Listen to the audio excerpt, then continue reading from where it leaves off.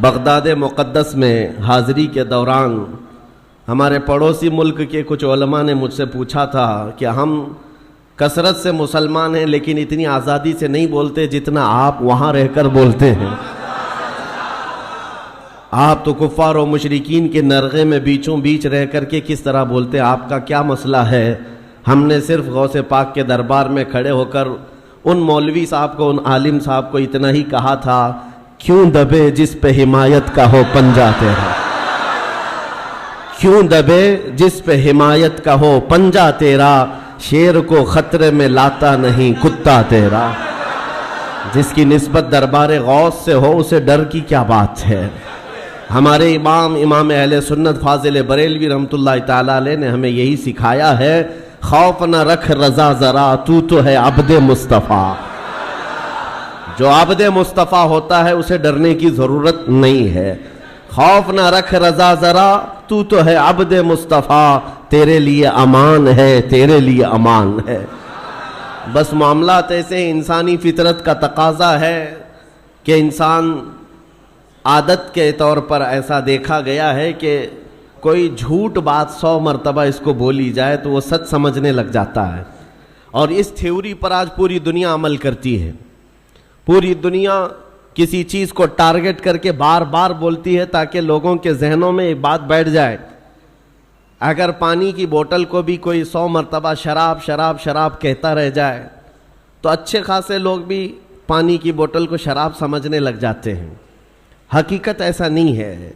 اسی لیے میرے عزیزو، آج کے اس دور میں اپنے نوجوانوں سے اور سب سے یہی کہتا ہوں، یہ پھیلائے ہوئے پروپیگنڈے کی طرف نہیں جانا اور نہ ہی دنیا کیا کہتی ہے اس کی طرف توجہ کرنا.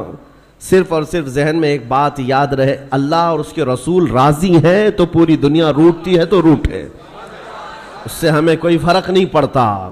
اللہ اور اس کے رسول اگر راضی ہیں، کیونکہ حساب و کتاب بھی اللہ کے پاس ہونا ہے، سزا اور جزا بھی اللہ ہی کے ہاں ہونا ہے، تو دنیا کو راضی کرتے کرتے کئی لوگوں کو ہم نے دیکھا وہ کتے بن گئے بیچارے ہیں.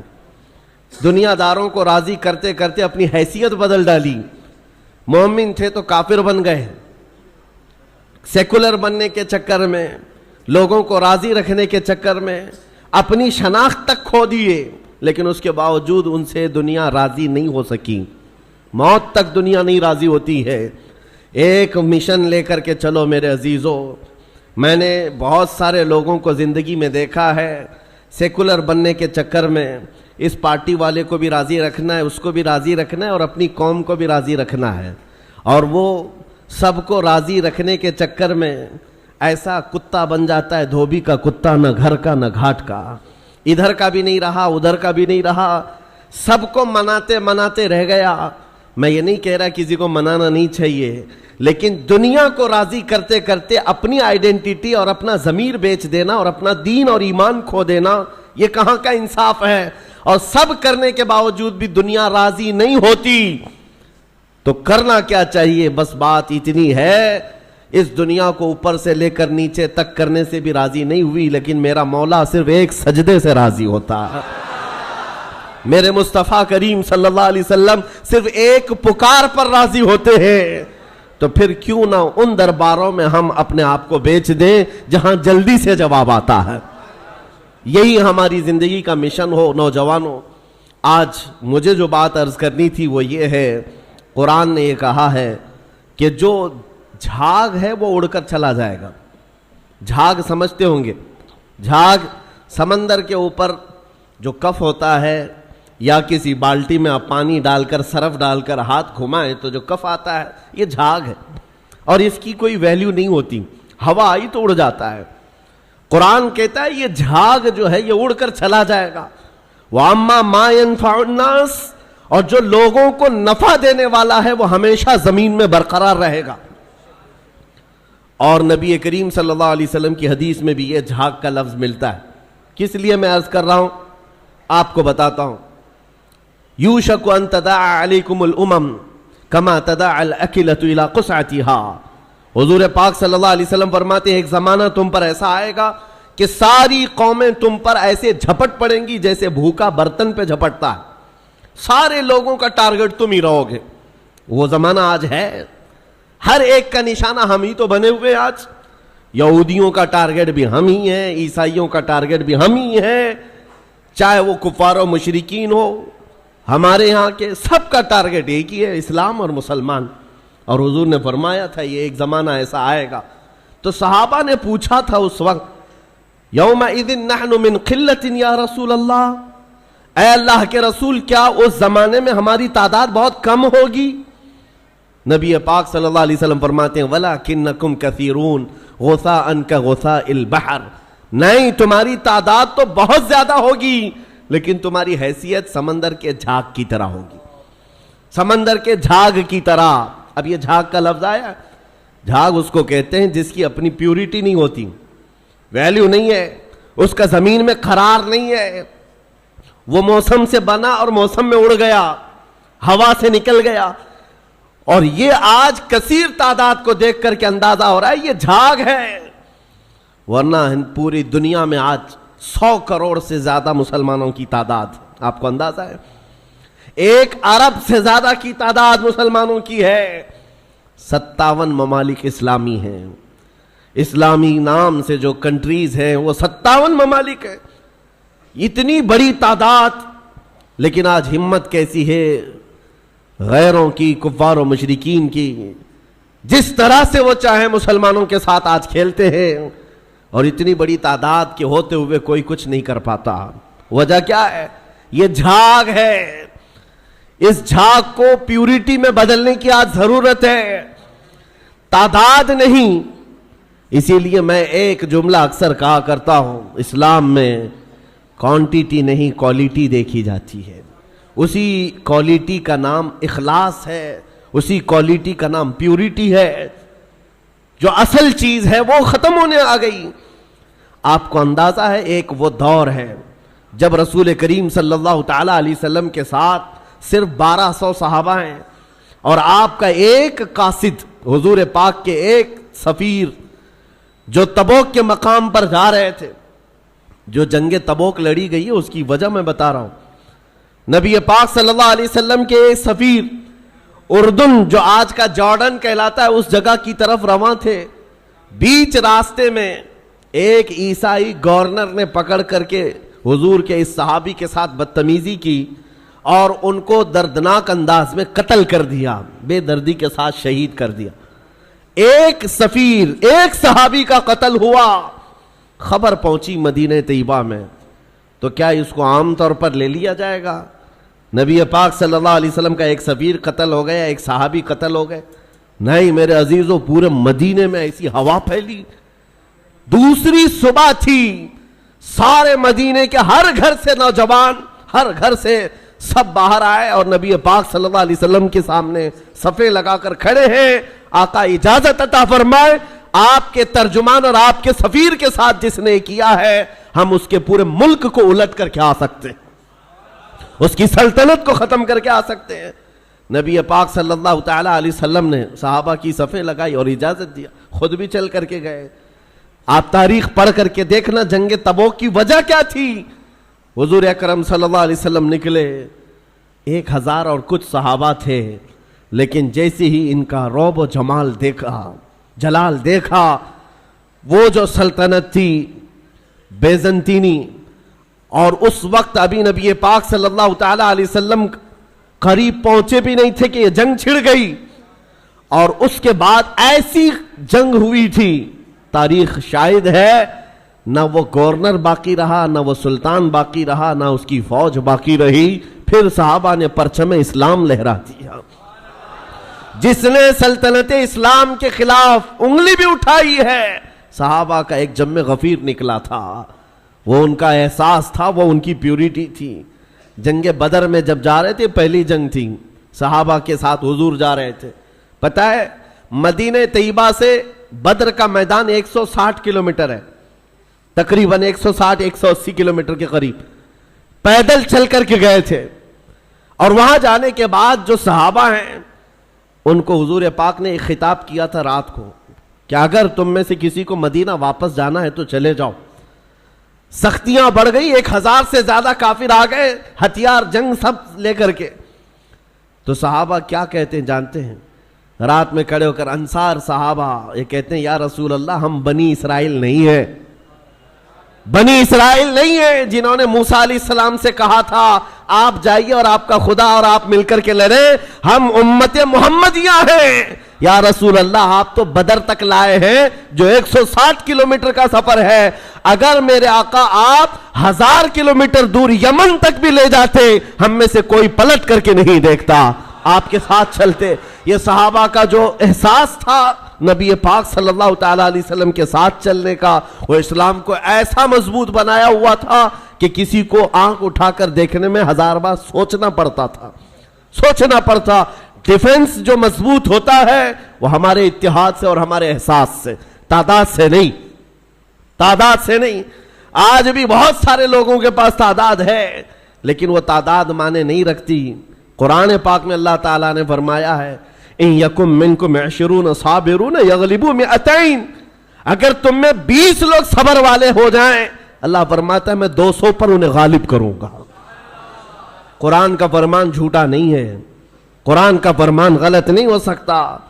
بس وہ قوم کہاں ہے جن کے اندر پیوریٹی تھی، اخلاص تھا، جو حساس تھے۔ آج دل درد کرتا ہے جب فلسطین کے بچوں کی شہادت دیکھتے ہیں۔ آج 5000 سے زیادہ صرف چھوٹے بچے قتل کیے گئے، ان کا قصور کیا تھا؟ بن کھلے مرجھا گئے، ان کلیوں کا کیا کہنا ہے جو دنیا کی ابھی رعنائیاں دیکھے تک نہیں ہیں؟ ان بچوں کی شہادتوں پر دنیا آج خاموش تماشائی ہے۔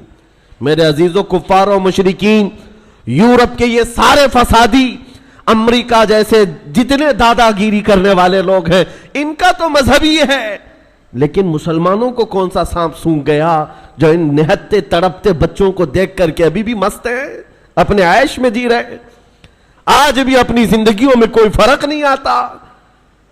کبھی آپ نے دیکھا، آج بھی جاؤ شادیوں میں، اپنے محلوں میں بے حساب کھانا لٹا دیا جاتا ہے، نالیوں میں پھینکا جاتا ہے، پھر یہ کھانا گرا ہوا ہم دیکھتے ہیں اور ان بچوں کو ایک روٹی کے لیے تڑپتا ہوا دیکھتے ہیں تو دل پر آری چلتی ہے، سینہ کلیجہ منہ کو آتا ہے۔ امت محمدیہ آج ایسے کیسے ہو گئی؟ کس ڈگر پر چل پڑی؟ ایک مومن کو اگر تکلیف ہو تو پورے مومنین کو تڑپنا چاہیے، یہ ایمان کی علامت ہے، ایمان کی علامت ہے۔ نبی کریم صلی اللہ علیہ وسلم نے فرمایا مثل مؤمن کمثل جسد اذا اشتكى عضو تداعى له سائر الجسد بالسهر والحمى، تمام مومنین ایک جسم کی طرح ہیں، ایک عضو کو تکلیف ہو تو پورا جسم تکلیف میں بیمار ہو جاتا ہے، بخار زدہ ہو جاتا ہے۔ آج نہ ان کی عیاشیوں پر کچھ فرق آیا، دبئی والے، سعودی والے، بحرین والے، قطر والے، ان سب کی عیاشیوں پر کوئی فرق نہیں پڑا۔ یہ اللہ کے عذاب کے آنے کی علامات بھی ہیں۔ میرے عزیزو، اندازہ کرو جب کسی کا گھر جل رہا ہے پڑوس میں تو یہ سوچ کر خاموش نہیں بیٹھنا میں محفوظ ہوں، اس کی ایک چنگاری تمہارے گھر کو جلانے کے لیے کافی ہے۔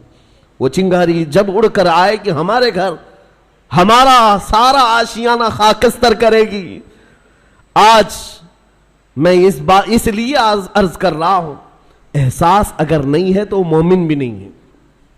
احساس، آپ یہ سوچتے ہوں گے ہم فلسطین کے بارے میں، غزہ کے ان نہتے بچوں کے بارے میں تقریر کرتے ہیں، بیان کرتے ہیں، ہم یہاں بیٹھ کر کے کیا کر سکتے ہیں؟ ہر ایک کے ذہن میں یہی بات آتی ہے، ہم نہ جا سکتے ہیں نہ چل سکتے ہیں، ارے مدد بھیجنے والوں کی مدد تک نہیں جاتی، ہم یہاں کیا کریں؟ ایک دولت ہے، ایک دولت ہے، وہی حساس جس کو کہتے ہیں۔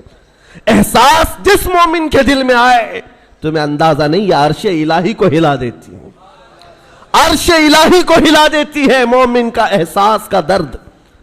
آپ یہاں بیٹھ کر کے اگر وہ احساس کرتے، آپ کو اندازہ ہے ہمیں احساس ہی تو اسلام نے سکھایا ہے۔ نبی کریم صلی اللہ تعالیٰ علیہ وسلم کی اس امت میں اگر احساس نہیں، جہاں صحابہ کو حضور نے یہ تعلیم دیا تھا، آپ کو پتہ ہے مدینہ طیبہ میں ایک مہمان آئے حضور کی بارگاہ میں، حضور کی بارگاہ میں ایک مہمان ہے اور نبی پاک صلی اللہ تعالیٰ علیہ وسلم کے گھر فاقہ ہے۔ حضور نے صحابہ سے کہا کوئی ہے جو میرے مہمان کی مہمان نوازی کرے، اللہ اس کی مہمان نوازی کرے گا۔ حضرت ابو طلحہ انصاری کھڑے ہوتے ہیں، کہا یا رسول اللہ میں آپ کے مہمان کو لے جاتا ہوں۔ ان کو خود کو خبر نہیں ہے گھر میں کچھ ہے بھی یا نہیں. مہمان کو لے کر چل پڑے. جب گھر آئے بیوی سے کہا رسول اللہ کے مہمان گھر آئے ہیں. بیوی نے کہا آپ نے پوچھا اوچھا کچھ نہیں, گھر میں صرف ایک آدمی کا کھانا ہے, ایک ہی آدمی کا کھانا ہے, میں ہوں آپ ہیں اور بچے ہیں, 2 بچے ہیں ان کے. بیوی نے یہ کہا تو آپ گھبرائے, کہا ایک آدمی کا کھانا ہے, مہمان گھر پر آیا ہے. اور خاتون بھی کیسی ہے, صحابیہ ہے, کہتی ہیں گھبرائیے مت, اللہ کے رسول کے مہمان آئے, میں بچوں کو تھپک کر کے سلا دوں گی, میں سلا دوں گی, آج کی رات وہ نہیں کھائیں گے, رسول اللہ کے مہمان گھر پر ہیں.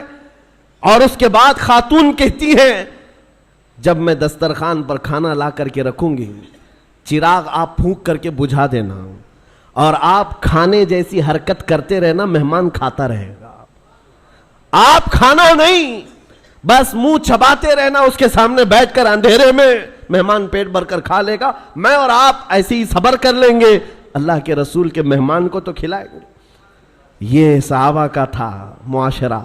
مہمان کو دسترخوان پر بٹھایا, بچوں کو تھپک کر سلایا.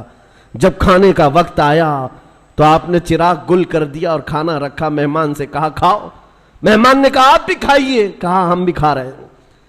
اور خالی سوکھا منہ چباتے رہ گئے, اور مہمان اس اندازے میں کہ سب کھا رہے ہیں, پیٹ بھر کر کھانا کھا لیا اور سویا. صبح اٹھنے سے پہلے جبرائیل امین حضور کی بارگاہ میں آئے, کہا یا رسول اللہ صلی اللہ علیہ وسلم, آپ کے مہمان کے ساتھ آپ کے صحابی نے جو سلوک کیا ہے, پورے آسمان کے ملائکہ میں اس کا چرچا چل رہا ہے, اس کا چرچا فرشتوں کے درمیان چل رہا ہے. یہ تھا میرے نبی کا معاشرہ. احساس, کسی ایک کے لیے اپنا پورا نچھاور کر دینا. جنگ موتا کے درمیان ایک پانی کی کھٹوری پر 3 لوگوں نے جان دے دی تھی. یہ بھی واقعات مشہور ہیں. ایک بکری کے گوشت کا بھنا ہوا سرا کسی کے گھر میں آ جائے, صحابی اپنے پڑوس میں بھیجتے رہے, اور وہ پورے مدینے میں گھومتا تھا. ہر صحابی یہ خیال کرتا شاید میرا پڑوسی بھوکا ہے. یہ معاشرہ میرے نبی کا بنایا ہوا تھا. آپ کو پتا ہے حضرت عمر فاروق رضی اللہ تعالیٰ عنہ کا دور ہے, جب آپ رات کے وقت تنہا نکل پڑتے تھے اپنے خادم کے ساتھ مدینے کے حالات کو معلوم کرنے کے لیے. اپنے ایک خادم کے ساتھ کہیں سے گزر رہے تھے, ایک گھر سے کراہنے کی آواز آئی, ایک عورت کے رونے کی آواز آئی, رک گئے. اور آپ کے چہرے پر نقاب پڑا رہتا تھا, امامہ شریف اور نقاب جس طرح سے عربوں کا رواج ہوتا. اس گھر کے باہر کھڑے رہے, کھٹکھٹایا تو ایک شوہر, اس کا شوہر باہر آیا, پوچھا کیا بات ہے. مرد نے کہا میری بیوی کے ولادت کا وقت قریب آ گیا ہے, حاملہ تھی, بچہ پیدا ہونے کا وقت قریب آ گیا ہے, اور وہ درد ذہ سے تڑپ رہی ہے, لیکن دیکھنے کے لیے عورت کوئی نہیں ہے, کوئی عورت قریب میں نہیں ہے. خلیفۃ المسلمین ہے وقت کا, جس کے نام سے قیصر و کسریٰ کانپتے ہیں. دوڑ کر اپنے گھر گئے, اپنی بیوی اور اپنی بہو کو بھیجا, جاؤ فلاں گھر میں ایک بچی کی ولادت, ایک عورت درد ذہ میں ہے, بچے کی ولادت ہونے والی ہے.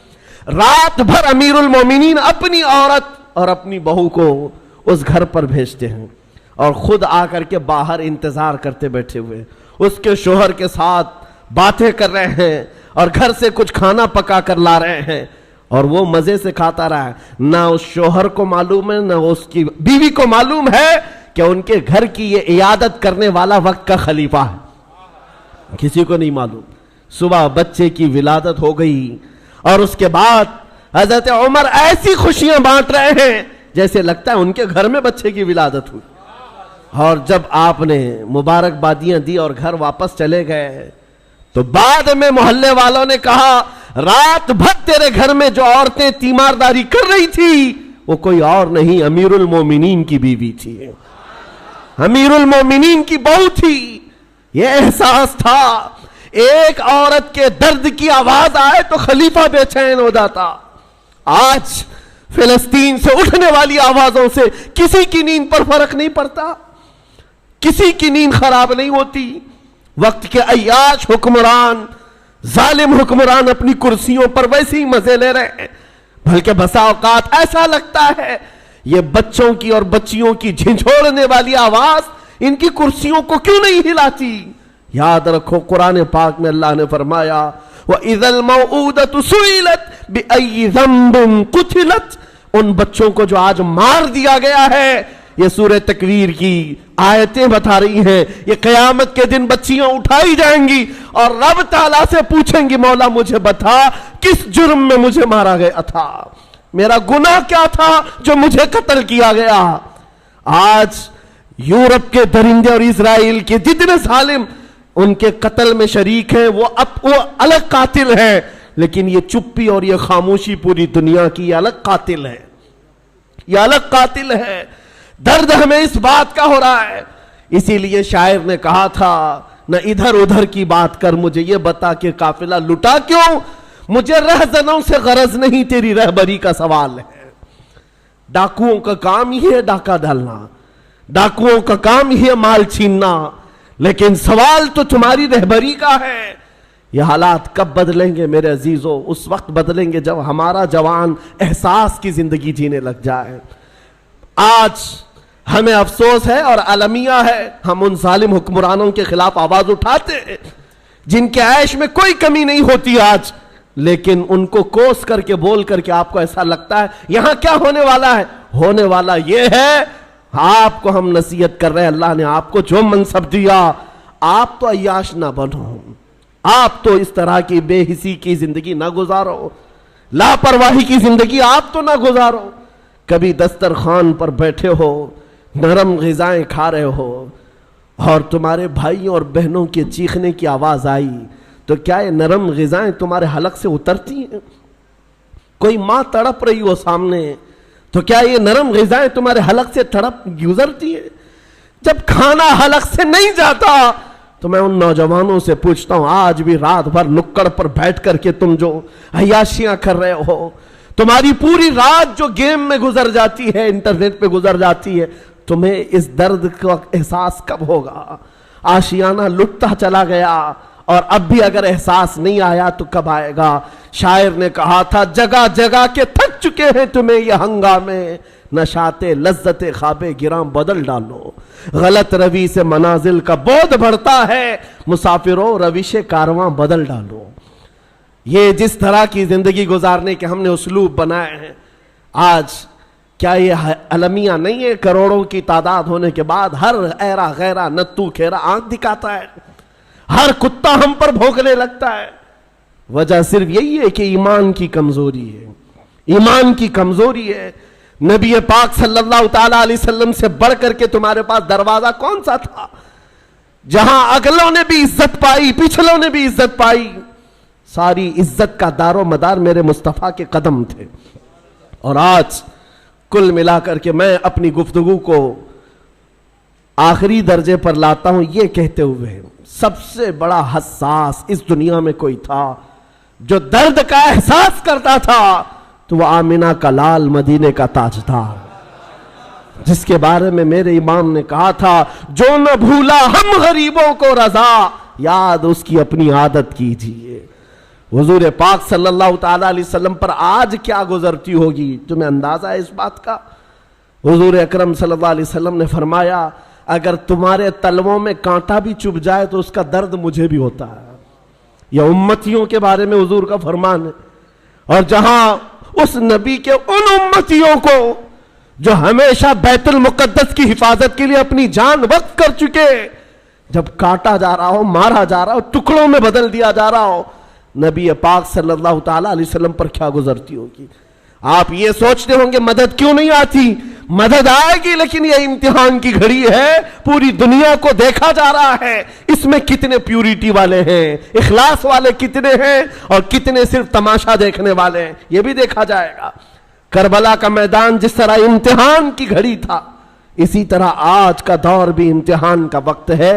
ये सारे मोमिनीन को देखा जा रहा है। होना तो ये चाहिए जब हमारे घर से जनाजा निकलता है तो गम इतना होता है कि बंदा तौबा कर ले, मौला मेरे भी जाने का वक्त करीब आ जाएगा। जब मौत देखता है इंसान घबराता है, डरता है और तौबा करके बाज आता है। और आज इतने बड़े बड़े हादसे देख करके अगर कोई नहीं सुधरता तो फिर इसके सुधरने की उम्मीद भी नजर नहीं आती। इसलिए मेरे अजीजों, نبی پاک صلی اللہ تعالی علیہ وسلم کا جو احساس ہے وہ حضور یہی فرماتے ہیں. حضور نے فرمایا، حدیث پاک ہے، من اصبح منا من لم یہتم بامرنا فلیس منا. جو اس حال میں صبح کیا کہ میری امت کے بارے میں کچھ سوچا نہیں، وہ میری امت میں سے نہیں ہے. کتنے ہیں ہم میں سے جو صبح کرتے ہیں اور رسول اللہ کی امت کے بارے میں کہتے ہیں. آپ کو پتا ہے نبی پاک صلی اللہ تعالی علیہ وسلم نے یہ بھی فرمایا، جس نے میری امت کی مغفرت کی دعا کر دی میری شفاعت اس پر واجب ہے. حضور کی امت کے لیے صرف دعا بھی کرتا ہے تو حضور فرماتے میری شفاعت ہے اس پر. تو آج یہ احساس پیدا کرو، درد پیدا کرو ایک دوسرے کا، اور ان مومنین کے لیے باضابطہ رب تعالیٰ کی بارگاہ میں گڑ گڑاؤ. دعا مومن کا ایک ہتھیار ہے. جب احساس کے دل کے ساتھ اللہ کی بارگاہ میں پکارا جاتا ہے تو عرش الہی بھی ہل جاتا ہے اور دعائیں باریاب ہوتی ہیں اور مدد ضرور آئے گی. عزیزان گرام وقار، نبی کریم صلی اللہ تعالی علیہ وسلم کے اس دربار سے ہماری دوری یا آج ہمارے درمیان انتشار پیدا کی ہوئی ہے. ہم جو بھٹکے ہوئے ہیں، بگڑے ہوئے ہیں، جگہ جگہ الگ الگ جماعتوں میں، ٹکڑوں میں تبدیل ہیں، ایک ہی وجہ ہے، جس رسی کو ہمیشہ پکڑنے کے لیے کہا گیا تھا وہ رسی ہاتھ سے چھوٹتی ہے تو پھر نہ تمہارا نگہبان تمہیں نظر آتا ہے، نہ تمہاری جماعت کا تمہارا کوئی شناخت تمہاری باقی رہ جاتی ہے. اس لیے جس رسی کو پکڑنے کے لیے کہا گیا ہے وہ رسی کوئی اور نہیں، وہ رسول اللہ کی ناموس کی، ان کی عزت کی، ان کی سنتوں کی رسی ہے. آ جاؤ اے نوجوانوں، عزت وہی پر ہے. قرآن کہتا ہے وَلِلَّهِ الْعِزَّةُ وَلِرَسُولِهِ وَلِلْمُؤْمِنِينَ. عزت تو اللہ کے لیے ہے، عزت تو رسول کے لیے ہے، اور عزت ایمان والوں کے لیے ہے. اور نبی پاک صلی اللہ علیہ وسلم کو چھوڑ کر کے اگر تم عزت ڈھونڈتے ہو ہرگز ممکن نہیں. آبروئے ماں زنام مصطفیٰ، ہم سب کی عزت و آبرو نبی کے نام سے وابستہ ہے. آج تو آج ہے. یہ سب پکارنا چھوڑ دو دنیا کو. دنیا بہری ہے، گونگی ہے. تمہاری بات نہ ان کے کانوں میں جاتی ہے نہ دلوں پر اترتی ہے. یہ مدد کی دعائیاں دینا بند کر دو، اس دنیا کو پکارنا چھوڑ دو.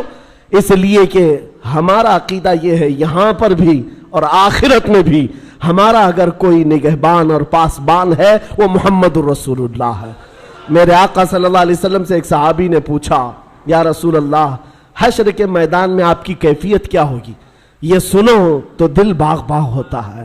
اے نوجوانوں توجہ سے، حضور فرماتے ہیں میدان محشر میں ایک ہی کیفیت حضور نے بتائی، اور دیگر بہت سارے ہیں، اس میں ایک کیفیت میرے آقا نے جو فرمایا، فرماتے ہیں میدان محشر میں جہاں جمع غفیر ہوگا، پورے انسان جمع ہوں گے، حضور فرماتے ہیں میرے کندھے پر چادر پڑی ہوگی، میرے کندھے پر چادر ہوگی، اور وہ کبھی کبھار کھسک کر گر رہی ہوگی. میں ایک ہاتھ سے اپنی چادر سنبھال رہا ہوں گا اور ایک ہاتھ سے اپنے امتیوں کو پکڑ پکڑ کر جنت میں لے جا رہا ہوں گا. جو نہ بھولا ہم غریبوں کو رضا، یاد اس کی اپنی عادت کیجئے. اس بھرے محشر کے میدان میں ہمیں پہچاننے والا کوئی ہے تو وہ رسول اللہ کی ذات ہے. جب تمہیں پتا ہے نبی پاک صلی اللہ تعالی علیہ وسلم وہاں پر بھی ہمیں نہیں چھوڑنا چاہتے. قبر کے حالات کے بارے میں بھی بزرگوں کی روایتیں پڑھو. بزرگوں کے متعلق یہ کیا آپ نے نہیں پڑھا؟ ایک مومن صالح جب قبر میں جاتا ہے منکر نکیر کے آنے سے پہلے رسول اللہ تشریف لاتے ہیں اور فرشتوں سے کہتے ہیں ذرا آہستہ سے جگاؤ، بڑا تھک کر کے آیا ہے، یہ میرا غلام ہے. تاج الشریعہ نے یہ فرمایا تھا بارگاہ مصطفیٰ میں، یا رسول اللہ میں مروں تو میرے آقا یہ ملائکہ سے کہنا اسے کوئی مت جگانا، ابھی آنکھ لگ گئی ہے. تیرے دامن کرم میں جسے نیند آ گئی ہے، جو فنا نہ ہوگی اسے زندگی ملی ہے. یہ عنصر اس لیے میں بتا رہا ہوں، وہ قبر میں بھی ہمارے پاس آنے والے ہیں اور حشر میں بھی آنے والے ہیں. اسی لیے اعلیٰ حضرت کی سنو. اعلیٰ حضرت نے کیا فرمایا؟ آج لے ان کی پناہ، آج مدد مانگ ان سے، کل نہ مانیں گے قیامت میں اگر مان گیا. انہیں جانا انہیں مانا، نہ رکھا غیر سے کام، للہ الحمد میں دنیا سے مسلمان گیا.